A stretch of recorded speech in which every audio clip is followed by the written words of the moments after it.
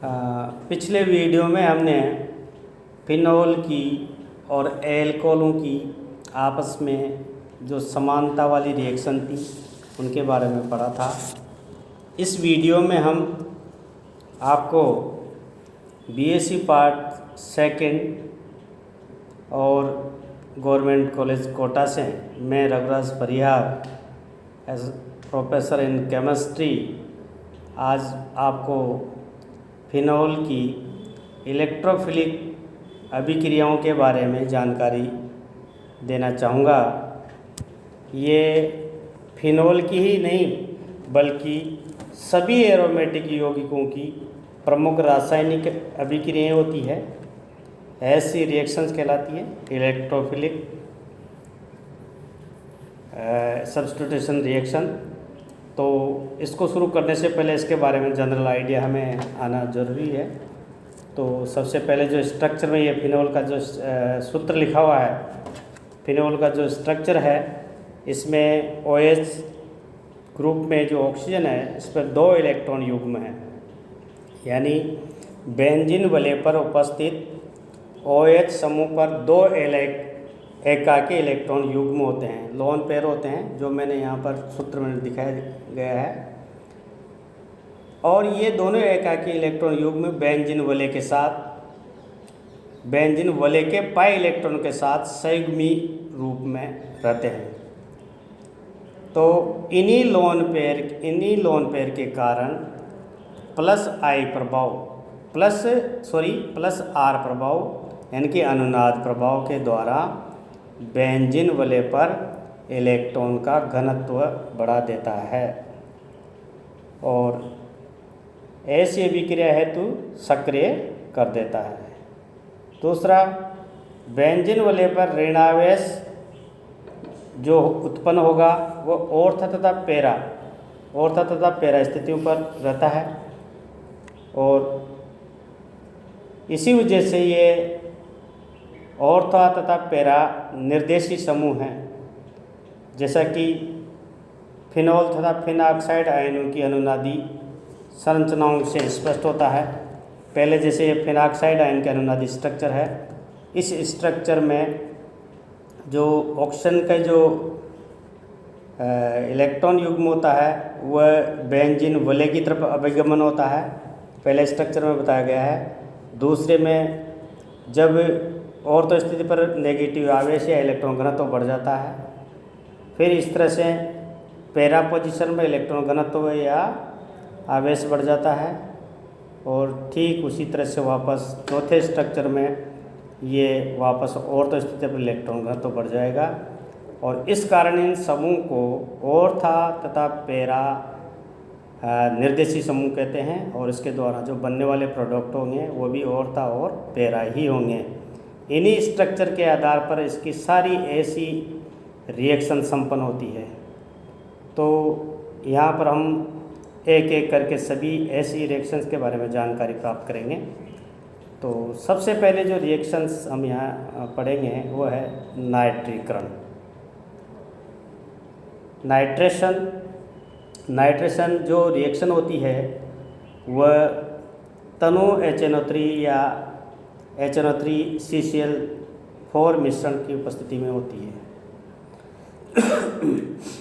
इस रिएक्शन की क्या है, सबसे पहले जो नाइट्रिक एसिड है वह नाइट्रोनियम आयन में टूटता है, NO2+ नाइट्रोनियम आयन में टूटता है और ये जो नाइट्रोनियम आयन होता है वह ऑर्था और पैरा पोजीशन पर आक्रमण करता है। जैसे समीकरण में दिया है, ये फिनोल है, तनु HNO3 रिएक्शन हुआ, 20 सेंटीग्रेड टेम्परेचर रखेंगे तो इनमें से जो उत्पाद बनेंगे ऑर्था और पैरा पोजीशन पर, पहला ऑर्था नाइट्रोफिनोल बन जाएगा, दूसरा पैरा नाइट्रोफिनोल बन जाएगा। इस तरह से ये तनु HNO3 की उपस्थिति में अभिक्रिया संपन्न हुई है।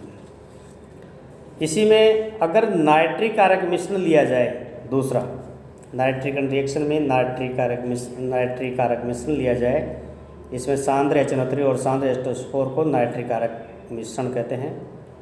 अगर इन दोनों की उपस्थिति कर दी जाए तो पिक्रिक अम्ल बनता है, जिसे कि 2,4,6 ट्राइनाइट्रोफिनोल भी कहते हैं। रिएक्शन को देखिए, फिनोल और सांद्र HNO3 और सांद्र H2SO4 की उपस्थिति में, तो 2 नंबर पर NO2, 4 नंबर पर और 6 नंबर पर NO2 लग जाता है, पिक्रिक एसिड बन जाता है। तो ये नाइट्रिक आयन मिश्रण से ये प्रोडक्ट प्राप्त होता है। नेक्स्ट ऐसी रिएक्शन है नाइट्रोसीकरण। नाइट्रोसीकरण का मतलब होता है इसमें नाइट्रोसोनियम आयन लग जाता है, वो भी ऑर्थ और पैरा पोजीशन पर लगेगा। तो ये रिएक्शन इस तरह से होती है, इसको भी पढ़ो। फिनोल की सांद्र H2SO4 की उपस्थिति में नाइट्रस अम्ल के साथ अभिक्रिया करते हैं, तो मुख्य रूप से तो पैरानाइट्रोसोफिनोल बनता है, पैरानाइट्रोसोफिनोल बनता है, लेकिन थोड़ी सी मात्रा में ऑर्थो प्रोडक्ट भी बनता है। इस रिएक्शन को देखो, नाइट्रस अम्ल और H2SO4 आपस में रिएक्शन करके पहले NO+, जिसे कि नाइट्रोसोनियम आयन कहते हैं, NO+, और ये नाइट्रोसोनियम आयन फिनोल पर अटैक करता है और -H+ बाहर निकल जाता है, और मुख्य जो उत्पाद है वो नाइट्रोसोफिनोल बन जाता है। कुछ मात्रा में ऑर्थो प्रोडक्ट भी बनता है। इसी तरह से इसी रिएक्शन को आगे बढ़ाया जाए तो phenol plus sodium nitrite NaNO2 plus सांद्र H2SO4 के मिश्रण के साथ गर्म करने पर, तो पहले इसमें हरा रंग आएगा, हरा वाला रंग आएगा, फिर इसे जल से तनु करने पर फिर लाल रंग आता है, और फिर क्षारीय विलयन डालने पर नीला रंग उत्पन्न हो जाता है। इस कारण ये अभिक्रिया लिबरमान नाइट्रोसो अभिक्रिया कहलाती है, और परीक्षाओं में ये डायरेक्ट लिबरमान नाइट्रोसन अभिक्रिया के क्या होती है क्वेश्चन इसी तरह से आता है। इसकी भी रिएक्शन देखिए, ये फिनोल है, ये नाइट्रस एसिड से इसकी रिएक्शन की NaNO2 प्लस H2SO4, तो पहले जो मुख्य प्रोडक्ट है वो नाइट्रोसोफिनोल बन गया, जो कि कीनोनोल में चेंज हो जाता है। इस तरह से ये कीनोनोल में परिवर्तित हो गया। इसी तरह से दूसरा प्रोडक्ट लिया, जो कि इस प्रोडक्ट जो सेकंड नंबर का जो प्रोडक्ट है, इसे सांद्र H2SO4 की उपस्थिति की, तो फिनॉल इंडोफिनो हाइड्रोजन नामक प्रोडक्ट बन गया है। साल्ट है एक प्रकार से, ये गहरा या नीला कलर का होता है, गहरा और नीला कलर का होता है, और इसके बाद में फिनोल इंडोफिनोल बन जाता है, जो कि लाल रंग का होता है, और फिर इसमें क्षार मिलाने पर ये फिनोल इंडोफिनोल का सोडियम लवण बन जाता है, जिसका कि कलर हरा या गहरा रंग होता है। तो इस तरह से ये रिएक्शंस नाइट्रोसीकरण अभिक्रिया है। नेक्स्ट रिएक्शन के बारे में, हैलोजनीकरण। रिएक्शन हैलोजनीकरण मीन्स होता है कि हैलोजन एटम का लग जाना। तो इसमें हम पहले ब्रोमीन जल के विलयन में, ब्रोमीन के जलीय विलयन से Br2H2O, ब्रोमीन और जल को मिलाने पर ब्रोमीन जल का अधिक कर दिया जाए, अधिक मात्रा कर दी जाए, तो इससे बनने वाले प्रोडक्ट भी ऑर्थ और पैरा स्थिति में ही होंगे। और यदि ब्रोमीन जल का अधिक कर दिया जाए और ऑर्था पैरा स्थिति में कोई जो हाइड्रोजन परमाणु होता है वह इनके द्वारा प्रतिस्थापित हो जाता है, यानी कि रिप्लेसमेंट हो जाता है। जैसे ये फिनोल है, यहाँ पर ब्रोमीन जल के 3 मोल लिए, तो 2, 4 और 6 नंबर से हाइड्रोजन हट करके उसके जगह पर ब्रोमीन का एटम लग गया, और इससे से 2,4,6 ट्राइब्रोमोफिनोल नामक कंपाउंड बन जाता है। यदि इस तरह से ये जो एक कंपाउंड है, इसकी रिएक्शन 2 मोल ब्रोमीन जल से की जाती है, तो ऑर्थो समूह पर CH3 समूह पहले से उपस्थित है, तो केवल यहाँ पर 4 नंबर और 6 नंबर पर ब्रोमीन हाइड्रोजन को हटाएगी और ये नेक्स्ट प्रोडक्ट बन जाएगा। थर्ड, कोई निष्क्रियकारी समूह जैसे SO3H औरता व पैरा स्थितियों पर उपस्थित हो तो वो भी हैलोजन द्वारा विस्थापित हो जाता है। जैसे उदाहरण के द्वारा इस समीकरण में दिया गया है कि SO3H नामक समूह जो कि पैरा स्थिति पर उपस्थित है, ब्रोमीन के 3 मोल से ब्रोमीन जल की उपस्थिति में इसकी रिएक्शन की जाती है, तो जो SO3H है ये ब्रोमीन द्वारा विस्थापित हो जाता है और जो बनने वाला प्रोडक्ट है 2, 4 और 6 ट्राइब्रोमोफिनोल कंपाउंड बन जाएगा। इसी तरह से अध्रुवीय विलायक जैसे क्लोरोफॉर्म, कार्बन टेट्राक्लोराइड, CH2 में अभिक्रिया की जाए तो ऑर्था तथा पैरा ब्रोमोफिनोल का मिश्रण प्राप्त होता है। ठीक इन सभी अध्रुवीय विलायकों की उपस्थिति कर दी जाए और कम ताप रखा जाए और फिनोल से रिएक्शन कर दी जाए तो ये जो बनने वाले प्रोडक्ट होंगे वो ऑर्थो और पैरा ही होंगे। तो इस तरह से ऑर्थो ब्रोमोफिनोल और पैरा ब्रोमोफिनोल बन जाते हैं। तो इस तरह से हैलोजीकरण में अलग अलग पदार्थ लिए जाते हैं। अब नेक्स्ट जो रिएक्शन हम पढ़ेंगे वो है सल्फोनीकरण। सांद्र H2SO4 की उपस्थिति में सल्फोनीकरण रिएक्शंस होती है और अगर फिनोल का सल्फोनीकरण करते हैं तो इसमें भी ऑर्था व para hydroxy benzene sulphonic acid बन जाता है। ये अभिक्रिया 2 तरह से होती है, पहले कम ताप पर और जैसे 20 सेंटीग्रेड और अधिक ताप पर यानी कि 100 सेंटीग्रेड पर। तो 20 सेंटीग्रेड टेम्परेचर पर ऑर्थो फिनोल सल्फोनिक एसिड बनता है। मुख्य उत्पाद पैरा भी बनेगा लेकिन मुख्य ऑर्थो रहेगा कम 20 सेंटीग्रेड टेम्परेचर पर। ठीक इसी तरह से अगर तापक्रम उच्च है यानी कि 100 सेंटीग्रेड है तो फिर इस पर जो बनने वाला प्रोडक्ट होगा वो पैरा मुख्य रूप से होगा, जिसको कि पैराफिनोल सल्फोनिक एसिड कहते हैं। साथ में कम मात्रा में ऑर्थो प्रोडक्ट भी बनेगा। तो ये फिनोल का सल्फोनीकरण है। और इसकी एक और इम्पॉर्टेंट रिएक्शन है 5वें नंबर की, जिसे कि फ्रीडेल क्राफ्ट्स अभिक्रिया कहते हैं। फ्रीडेल क्राफ्ट्स रिएक्शन, ये अभिक्रिया को अपन 2 प्रकार से लिख सकते हैं, एक एल्किलीकरण, दूसरी एसिटिलीकरण। इधर दोनों में बनने वाले जो मुख्य उत्पाद होगा वो पैरा व्युत्पन्न होगा बीच। अब किस तरह से रिएक्शन होती है, अगर एल्किलीकरण करते हैं तो इसमें फिनोल की रिएक्शन RH से करते हैं और निर्जल ZnCl2 की उपस्थिति की जाएगी।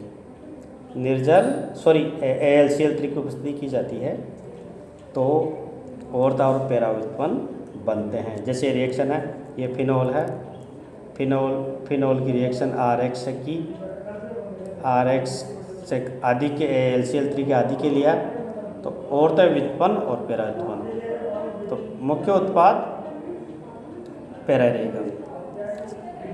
इसी तरह से एल्किन से सी एल्किलीकरण, जैसे ये है जहाँ पर CH3 ग्रुप भी उपस्थित है, अगर इसका रिएक्शन किसी भी एल्किन से करते हैं तो ये रिएक्शन एल्कीन जो होती है वो पैरा पोजीशन पर जाके लग जाएगी और थायोसोल नामक कंपाउंड बन जाएगा, यानी कि एल्किन का द्वारा, और ये इसलिए इसको एल्किलीकरण कहते हैं।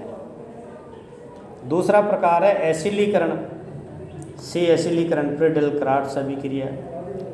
इसमें हम 2 प्रोडक्ट लेंगे, एक तो RCOCl और एक एसिटिक एनहाइड्राइड, दोनों की उपस्थिति में हम अभिक्रिया करते हैं तो एसिटिल समूह लग जाता है, एसिटिल समूह लग जाता है। एसिटिल समूह को जो कि CH3CO समूह कहते हैं। जैसे ये फिनोल है,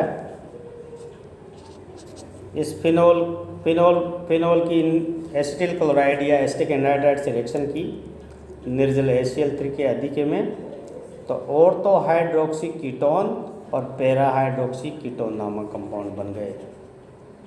इस रिएक्शन की क्रियाविधि को समझने के लिए 2 स्टेप है।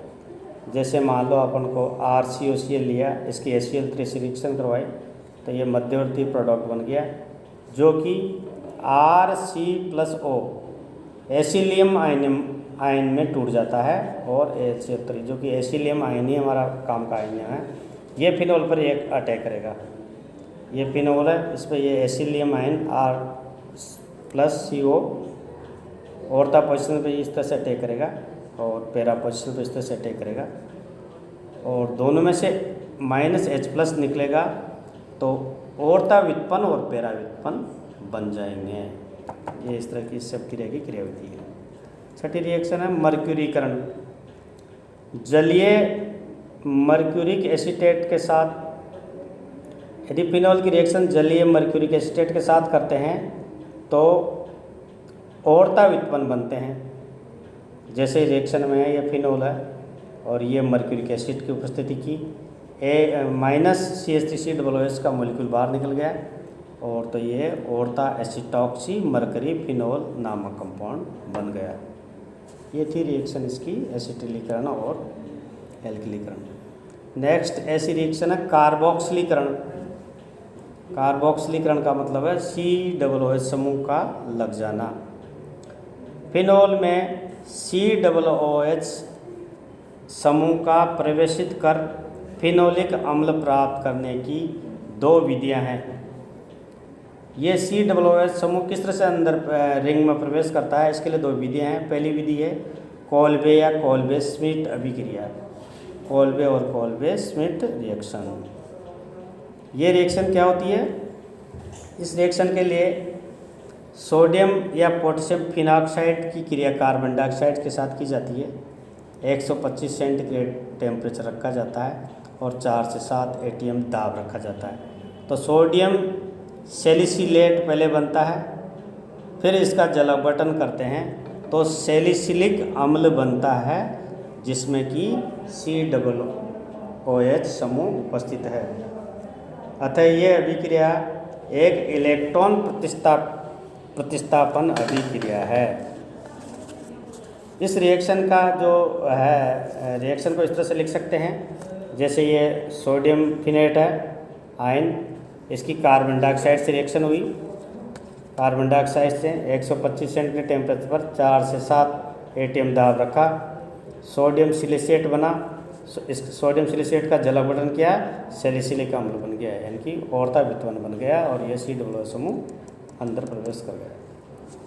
यदि टेम्परेचर को हाई रखा जाए, यानी कि 200 से 300 सेंटीग्रेड कर दिया जाए, तो वही उसी आयन से 240 सेंटीग्रेड पर ये जो प्रोडक्ट बनेगा वह पैरासमावी बनता है, ये ज़्यादा स्थायी होता है। तो COOH ने करके ये दूसरा प्रोडक्ट, इसका जल अपघटन करेंगे पैरा हाइड्रोक्सी बेंजोइक अम्ल। यानी कहने का अर्थ है कि कम टेम्परेचर कम रखेंगे तो ऑर्था प्रोडक्ट बनेगा, और टेम्परेचर को बढ़ाएंगे तो पैरा हाइड्रोक्सी व्युत्पन्न या पैरा व्युत्पन्न बन जाता है। इस अभिक्रिया की भी क्रियाविधि देखें। सबसे पहले CO2 फिनॉक्साइड आयन के साथ जुड़कर ऑर्थो कार्बोक्सिलेट बना लेती है, उत्पाद बना लेती है, जो सोडियम फेनिल कार्बोनेट में बदल जाती है, और इसका ताप और उच्च दाब बढ़ाने पर सोडियम सैलिसिलेट के रूप में बदल जाती है। और CO2 का एरोमेटिक वलय में इलेक्ट्रॉन स्नेह आक्रमण होता है, और वह इलेक्ट्रॉन स्नेह आक्रमण इस तरह से होता है। ये एक आयन है फिनाइट, इसमें CO2 इस तरह C डबल बॉन्ड लिख करके इसका इलेक्ट्रॉन स्नेही आक्रमण हुआ तो सोडियम फेनिल कार्बोनेट बन गया। इसका रीअरेंजमेंट हुआ तो ये प्रोडक्ट बन गया है बीच वाला, जिसमें से -H+ बाहर निकलेगा, तो इस तरह से ये प्रोडक्ट बन गया सेकंड। और फिर इस प्रोडक्ट में +H+ जोड़ा तो सोडियम सैलिसिलेट नामक कंपाउंड बन गया। तो ये थी रिएक्शन कार्बोरेक्शन की, पहले कोल्बे-श्मिट रिएक्शन। इसी तरह से दूसरी जो रिएक्शन का प्रकार थी उसका नाम से रिएक्शन आती है, नाम से राइमर-टिमान अभिक्रिया, या इसको भी कह सकते हैं राइमर-टिमान कार्बोक्सिलीकरण अभिक्रिया। ये भी फिनोल में कार्बोक्सिलेशन की अन्य विधि है। तो इसके लिए हम क्या करेंगे, फिनोल की रिएक्शन ये रिएक्शन में लिख लेते हैं। फिनोल कार्बन टेट्राक्लोराइड CCl4 और पोटेशियम हाइड्रोक्साइड की उपस्थिति में, तो इसमें -4 KCl और 2 मोल जल के बाहर निकल जाएंगे और सैलिसिलिक अम्ल बन जाएगा। तो ये रिएक्शन कहलाएगी राइमर-टिमान कार्बोक्सिलीकरण अभिक्रिया। इसी तरह से ये रिएक्शन थी जो पिछली राइमर-टिमान कार्बोक्सिलीकरण अभिक्रिया। अब जो रिएक्शन पढ़ेंगे वो है राइमन-टिमान फार्मलीकरण अभिक्रिया। राइमन-टिमान फार्मलीकरण अभिक्रिया नेक्स्ट रिएक्शन है वैसे तो ये, लेकिन इसमें फार्मिल समूह प्रवेश करता है रिंग में। फार्मिल मीन्स CHO समूह। तो ये रिएक्शन जब फिनोल के क्षारीय विलयन को क्लोरोफॉर्म के साथ गर्म किया जाता है तो बेंजीन वलय में एक CHO समूह प्रवेशित हो जाता है और इस पर बनने वाले मुख्य रूप से तो ऑर्थो उत्पाद बनता है। ऑर्थो साथ में कम मात्रा में पैरा उत्पाद भी प्राप्त होता है। ये रिएक्शन की जो मेन रिएक्शन है वो लिखी गई इस तरह से है। फिनोल CaCl3 3KOH और ये दोनों प्रोडक्ट बन जाएंगे, ऑर्थो और पैरा। और इसका भी हम टेम्परेचर अलग अलग रखते हैं।